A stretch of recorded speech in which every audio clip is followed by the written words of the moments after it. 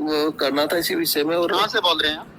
मैं तो वैसे जयपुर राजस्थान से हूँ जी जी जी। मैं वो पंजाब के ग्रुप में जुड़ा हुआ था और ये हरियाणा के ग्रुपों में मेरे पास अपने लगभग 20-25 हजार ग्रुप हैं सैनिकों के, हर डिस्ट्रिक्ट के लगभग डिस्ट्रिक्ट के तहसीलों के।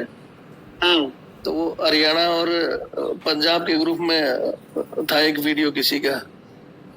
तो एक अच्छा, वो क्या नाम है? जय हिंद। कर्नल हरपाल साहब बोल रहे सर, भिवानी ईसीएस से। हाँ जी, बोल रहे हैं। मैं सर रविंद्र फौजी बोल रहा हूँ। एक सर्विसमैनों के लिए मेरा एक चैनल भी चलता है और जवानों के लिए कुछ वर्क करते हैं हम, सोशल वर्क जी। ये आपका एक ग्रुप में, मतलब एक ग्रुप है पंजाब वाला, उसमें आपके खिलाफ 2-1 एप्लीकेशन डाली हुई है और एक चैनल पर वीडियो की, भाई वहाँ जो जवान जाते हैं तो एक तो कोई लेडीज है जिनके साथ आपने कहा भाई गेट आउट हो जाओ ऐसा करके। नहीं, मैंने तो कुछ नहीं कहा ऐसा। तो मैंने उनको ग्रुप में भी कहा है कि भाई अगर कुछ ऐसा चीज है तो पहले आपको डायरेक्ट वहां जाकर साहब से बात करनी चाहिए। सोशल मीडिया में जाने से पहले प्रॉपर चैनल भाई आप बात करो कि भाई साहब ने ऐसा कहा है कि नहीं। और ये एक पैनल हॉस्पिटल भी गए थे, तो जहाँ आजकल पैनल हॉस्पिटल में ये मना कर रखा है कि इमरजेंसी वाला भी सीधा नहीं जाएगा। नहीं, ऐसा कुछ नहीं है। इमरजेंसी तो होती है सीधा जाने के लिए। हाँ वही तो, अभी वो पैनल हॉस्पिटल के पास गए थे तो उनसे वो सवाल जवाब कर रहे थे तो बोले कि उस पैनल हॉस्पिटल के इश्यूज हैं अपने। हाँ वो खुद के इश्यू हो सकते हैं कि भाई उनके बिल पास हो रहे हैं नहीं हो रहे, लेकिन अपनी तरफ से तो कोई ईसीएच की तरफ से तो ऐसा कोई उनके ऊपर ये नहीं है ना कि भाई आप नहीं लोगे किसी को इमरजेंसी। नहीं, मतलब ही नहीं हो सकता, कॉन्ट्रैक्ट साइंड है उनका। जी जी जी। हाँ तो उसमें क्या है कि सिर्फ हमारा थोड़ा सा एक जो तालमेल है ना, उस वजह से तालमेल या तो खराब हो रहा है, इस वजह से हमारी ये आपसी चीजें हो रही है। भाई अगर हम बैठकर छोटी चीजों को इसी तरह वो करें हैं तो ये बाहर जो छोटी मोटी चीजें बाहर नहीं जाए तो अच्छी बात है। 89 नंबर तक पहुंचे थे, 85 या 89 तक पहुंचे। जी जी। वो कहती है मैं तो इतना इंतजार नहीं कर सकती कि मेरे को पहले बुलाओ। डॉक्टर ने कहा मैडम आपका लाइन से नंबर आएगा, आप 70 से ऊपर भी नहीं। उनका हालत नॉर्मल थी या सीरियस थी कोई ऐसा? नॉर्मल थे, ऐसा कुछ भी नहीं था। हाँ तो वहाँ नॉर्मल तो कर सभी जाते, फिर कैसे नंबर कटोगे? इमरजेंसी अगर किसी की होती तो डॉक्टर देखता। हमारा तो बाहर गाड़ी में है, क्योंकि गाड़ी अंदर नहीं मुड़ सकती है। बाहर जाकर गाड़ी में पेशेंट को देखता है, और जो इस तरह का पेशेंट होता है उसको एम्बुलेंस देके एम्पेलेंट हॉस्पिटल में भी भेजते हैं। जी जी जी। वो बैठी कि मुझे मैं जय हिंद, जय भारत, वंदे मातरम। मैं रविंद्र फौजी। साथियों, आज 2 वीडियो मैंने ग्रुप में देखे। उसमें बताया जा रहा था ग्रुपों में, वीडियो में, कि भाई एक ईसीएसएच के कर्नल साहब हैं जिन्होंने एक ओआरएस की फैमिली को क्या वो दवाई के लिए गए और रेफर मांगा तो उन्होंने उनको ये कह दिया कि भाई गेट आउट। और दूसरे वीडियो में ऐसी ही एक और शिकायत उन्हीं कर्नल साहब के साथ, जिनमें एक एप्लीकेशन थी कि जी हम गए और हमारे को काफ़ी देर इंतज़ार करना पड़ा, इसलिए हमने सिविल हॉस्पिटल में जाकर दिखाया। और जो पैनल हॉस्पिटल में गए पहले तो वहाँ उनको मना कर दिया कि रेफर ऐसे नहीं लेंगे हम आपको। तो ये वीडियो मैंने देखे, कुछ मेरे पास बंदों ने बताया कि भाई आप भी इस पर वीडियो बनाओ।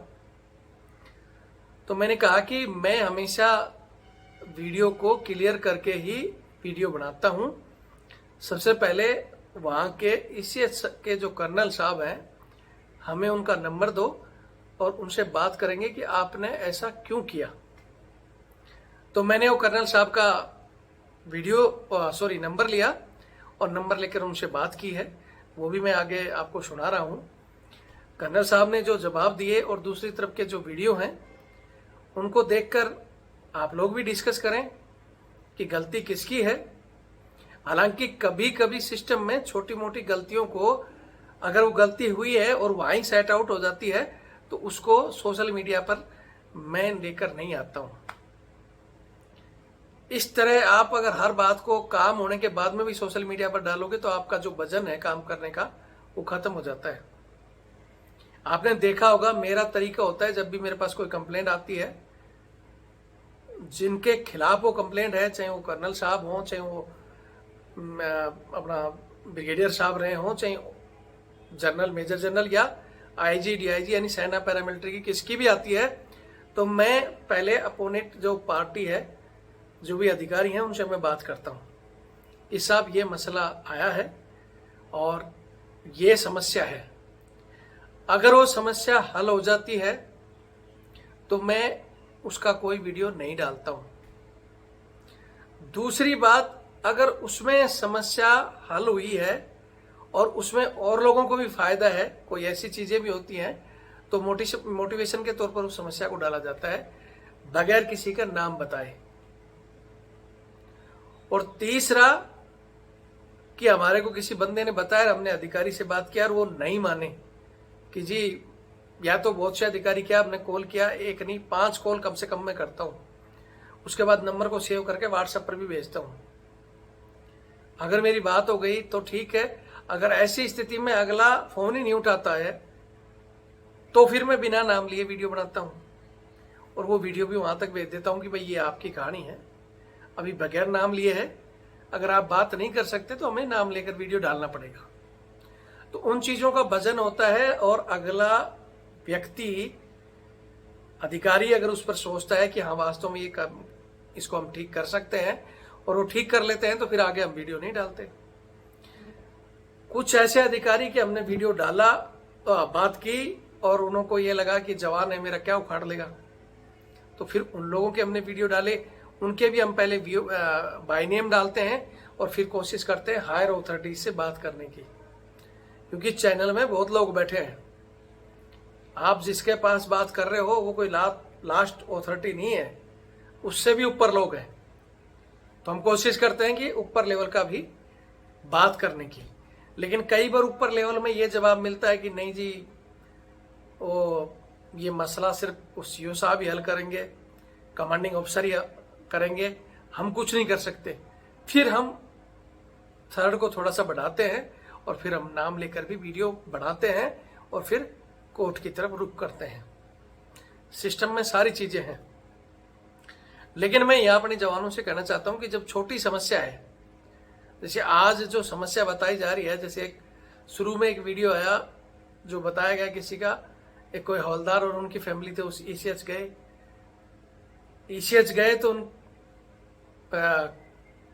कर्नल साहब ने उनका भाई रिकॉर्ड मांग लिया कि भाई आप बार बार हॉस्पिटल जा रहे हो तो आप अपने डॉक्यूमेंट लेके आ जाओ, या तो हॉस्पिटल में कोई दिक्कत है या क्या कहानी है।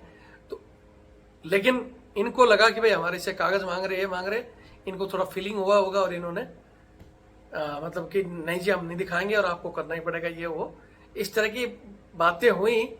वहां के जो स्टाफ थे और किसी के पास जो रिकॉर्ड था उसने दिखा भी दिया और इनको रेफर भी मिल गया था।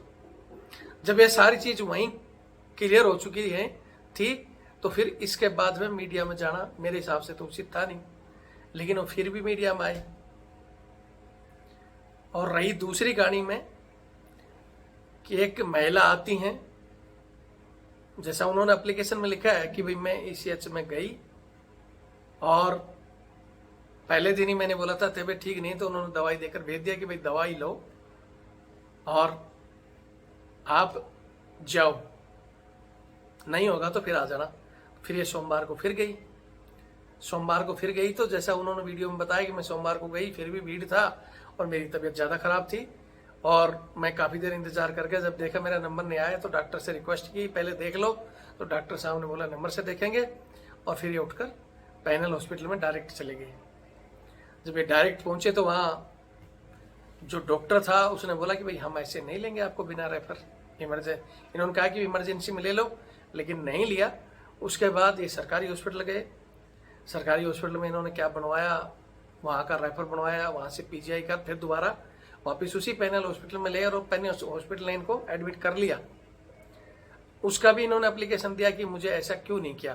तो इन दोनों ही सिलसिले में मैंने कर्नल साहब से जब बात की तो कर्नल साहब ने बताया कि भैया ये जो लेडीज आप बता रहे हैं ये शनिवार को 2 बजे बाद आई थी और तब वहाँ भीड़ था, तो इन्होंने नंबर लगाया तो इनको बताया गया 2-3 घंटे लगेंगे और अगर टाइम हो गया तो 3 बजे सिस्टम बंद हो जाता है, फिर आपको दवाई भी नहीं मिलेगी, तो आप दवाई ले जाओ और सोमवार को आप जल्दी आ जाना। तो इनको दवाई लेकर भेज दिया गया। सोमवार को ये आई हैं और इन्होंने पर्ची कटाई है। इनका नंबर 133 या जो भी समथिंग रहा हुआ, वो साहब ने बताया है ऑडियो में मेरे को कि इतना नंबर था। ये बैठे रहे पहले तो, और जब 89 या कुछ नंबर आ चुके थे तो इन्होंने बोला कि भाई हमारा नंबर पहले ले लो आप, अभी तो बहुत भीड़ है, मैं तो शनिवार को आई थी ऐसे। तो डॉक्टर को अप्रोच किया तो डॉक्टर ने कह दिया कि ऐसा नहीं है, नंबर उन्हीं का लिया जाता है या तो 70 अबव हो सीनियर सिटीजन का, या ज़्यादा तबीयत खराब हो। तो मैंने पूछा भी कर्नल साहब से कि भाई उनकी ऐसा नहीं हो कि तबीयत ज़्यादा खराब थी। बोला इतना सीरियस नहीं था, वहाँ डॉक्टर बैठे थे और भी लोग बैठे थे। भैया तो वो लोग बताएंगे, लेकिन ये जब नंबर नहीं लगा तो ये वहाँ से उठकर पैनल हॉस्पिटल गए थे, और पैनल हॉस्पिटल ने इनको नहीं लिया क्योंकि सीरियस हालत थी नहीं, तो ये सरकारी हॉस्पिटल चलेगी। अब सरकारी हॉस्पिटल में इनको दवाई ववाई दी होगी, उसके बाद में जो इनकी जो इलाज था वो वास्तव में जो चल रहा था, तो उसका आधार पर उनको बता दिया कि भाई आप पीजीआई रेफर जाओ, यहाँ ये व्यवस्था है नहीं। वहां जाने का नाम लिया तो फिर ये उसी हॉस्पिटल में दोबारा आती है कि देखो जी हमारे को उन्होंने रेफर कर दिया, अब आप भी ले लो। तो उस हॉस्पिटल ने हालांकि बाद में इमरजेंसी में उसको ले लिया। जब ले लिया था तो मसला खत्म होना चाहिए था। या फिर इन चीज़ों के, जैसे मैंने ग्रुप में भी बोला है, वहाँ ग्रुप में लगभग 1000 बंदे जो भी जुड़े हुए हैं, उसमें कैप्टन साहब और एक कर्नल साहब भी हैं और भी लोग हैं। उन्होंने भी कहा है कि भाई आप उनके नंबर दो, उनसे बात करो। और मेरा भी, मैं फिर कह रहा हूँ कि जब भी किसी समस्या को उठाओ तो आप एक बार जो पार्टी है जिसके ऊपर आरोप है उसके पास जरूर जाओ। उन्हीं महिलाओं को अपने वहाँ से 4 बंदे फौजी पकड़कर जाना था कि चलो जी मेरे को रेफर नहीं दी जा रहा, या हमारे साथ ऐसा बर्ताव किया जा रहा है। तो वो 4 बंदे अगर आपके साथ गवाह हैं और फिर साहब ने बदतमीजी की है तो फिर साहब की गलती है। अब साहब ने कह दिया मैंने बदतमीजी की नहीं है, और इनका सिर्फ कहना है, उसका कोई प्रूफ नहीं है, और बगैर प्रूफ कोई काम होता नहीं है, पहली बात। दूसरी बात, जब रेफर दे दिया गया तो मैं फिर कहूँगा कि ये चीज़ें बाहर नहीं आनी चाहिए थी। नहीं तो फिर जो हमारा वजन है ना, सोशल मीडिया बहुत बड़ा हथियार भी है, लेकिन उसका अगर इस्तेमाल इस तरह छोटी छोटी चीज़ों पे करोगे तो फिर वो उसकी धार का हथियार की, जैसे बोलते हैं ना, कम हो जाती है, वो कम हो जाएगी। ठीक है, हम अपना समय को कुछ बड़े कामों में लगा रहे हैं ताकि कुछ बड़े बदलाव हों। अगर हम छोटी छोटी समस्याओं पर ज़्यादा समय देंगे या उन्हीं को हल करने में लगे रहेंगे तो फिर वो बड़े बदलाव ऐसे कैसे रह जाएंगे। और जो अपने लेवल में हल हो जाता है उसको फिर बड़ा इशू नहीं बनाना चाहिए। वो अपना ही डिपार्टमेंट में, वहाँ बैठे अधिकारी जो हमारे ही हैं। मैंने सबसे ज़्यादा अगर अधिकारियों को सुनाया है तो मैंने ही सुनाया है, लेकिन सुनाने का मतलब ये नहीं कि वो मेरे दुश्मन हैं। मेरे लिए मेरा हर एक सीनियर, चाहे मेरे से सीनियर हवलदार हो, चाहे वो मेरे से जेसीओ साहब हो, चाहे वो मेजर साहब, कर्नल साहब, जनरल साहब, जो भी हो, सीनियर की मेरे दिल में उतनी ही रिस्पेक्ट है जितनी मैं मेरे माता पिता की करता हूँ, क्योंकि मेरी उनसे कोई दुश्मनी नहीं है। तो ये नहीं सोचें कि भाई हम उनको दुश्मनी में बोलेंगे। हमारे लिए सबकी उतनी रिस्पेक्ट है। कठोर शब्द हम उन लोगों के लिए इस्तेमाल करते हैं जो कहने के बाद में या इन चीज़ों को मसले से हल नहीं कर सकता या अपनी ईगो पर बैठा हो, तो उसके लिए इस्तेमाल होते हैं। आप ऐसे हर किसी के लिए ही, कोई किसी ने कह दिया और आपने गाली देना शुरू कर दिया, वो गलत है।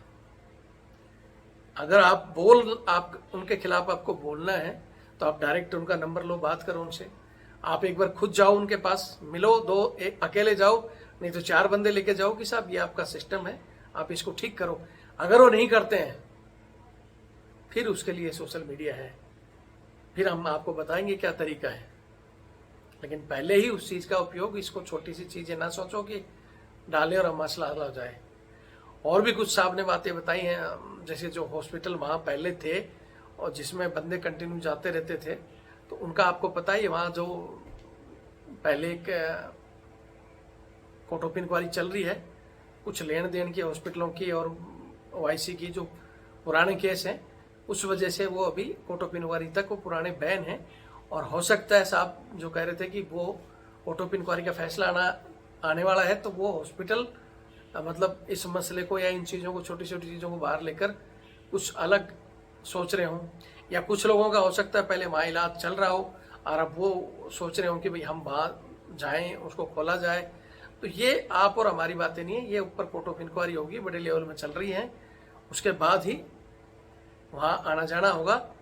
इस तरह हॉस्पिटल के कहने से या छोटी बातों पर इस तरह वो ना करें। बाकी वीडियो देखें। जय हिंद, जय भारत, वंदे मातरम। शेयर करें। उसको मतलब कि रेफरल नहीं दिया गया। वो सैटरडे को आई जी जी। एक डॉक्टर के पास लेके गई, 6 दवाइयां उसको दी है, लेके चली गई। ठीक है, उस दिन भी वो 2 बजे आई, फिर भी उसको दवाइयां दी 3:30 बजे। जी जी जी। जबकि 3:30 बजे सिस्टम दवाइयों वाला बंद हो जाता है। जी जी जी। 3:30 बजे के बाद उसको दवाइयां दी छुड़वा के। फिर मंडे को आई कि आज मुझे रेफरल दो। अच्छा, उसका नंबर था 131। कुछ देर इंतजार किया उसने, जब तक सिर्फ 89 नंबर तक पहुंचे थे, 85 या 89 तक पहुंचे। जी जी। वो कहती है मैं तो इतना इंतजार नहीं कर सकती कि मेरे को पहले बुलाओ। डॉक्टर ने कहा मैडम आपका लाइन से नंबर आएगा, 70 से ऊपर भी नहीं। उनका हालत नॉर्मल थी या सीरियस थी कोई ऐसा? नॉर्मल थे, ऐसा कुछ भी नहीं था। हाँ तो वहाँ नॉर्मल तो कर सभी जाते, फिर कैसे नंबर कटेंगे? इमरजेंसी अगर किसी की होती तो डॉक्टर देखता। हमारा तो बाहर गाड़ी में है, क्योंकि गाड़ी अंदर नहीं मुड़ सकती है। बाहर जाकर गाड़ी में पेशेंट को देखता है, और जो इस तरह का पेशेंट होता है उसको एम्बुलेंस देके एम्पेलेंट हॉस्पिटल में भी भेजते हैं। जी जी जी। वो बैठी कि मुझे ठीक फील नहीं हो रहा, और वो यहाँ से चली गई। जी जी जी जी। बिना अपना मतलब कि डॉक्टर को दिखाए हुए। जी जी। जिस एम्पेलेंट हॉस्पिटल में गई उसने बोला कि मैं तुम्हें इमरजेंसी में एडमिट नहीं करूंगा। अगर वो वाकई इमरजेंट थी, उसकी कंडीशन हालत ठीक नहीं थी, तो क्यों नहीं करेगा वो? हाँ बिल्कुल करेगा, उसको करना चाहिए। नहीं है तो गलत है कहीं भी। he has to listen to the story of both sides। जी जी। मैं उसको डॉक्यूमेंटेशन देता पूरा का पूरा। ये महिला इतनी बार एडमिट हो चुकी है, इतनी बार इसको ओपीडी दिया, इतनी बार आईपीडी दिया। जी जी। और इसके हस्बैंड का ये है पूरा मेडिकल प्रोफाइल। बिल्कुल। लेकिन मेडिकल फाइल देने के लिए तैयार। हाँ तो वो दूसरी महिला अपना नंबर नहीं चाहिए। जी जी जी। ऐसे नहीं होता। डॉक्टर का तो समझ में आएगा, मेडिकल केस शीट देखकर उसी का बदलाव करके आप ये नहीं कर सकते। तो भिवानी का सीएमओ रह चुका है। जी जी। ठीक है, उनके पास कोई केस हुआ था 2010 में। जी जी। कहीं दूर। उसके बाद वो भिवानी आए, भिवानी में सीएमओ रहे, और 2018 में वो रिटायर हुए। और वो केस था 2010 का। जी जी जी। तो फिर वो सीएमओ कैसे बने? 8 साल कैसे नौकरी की उन्होंने?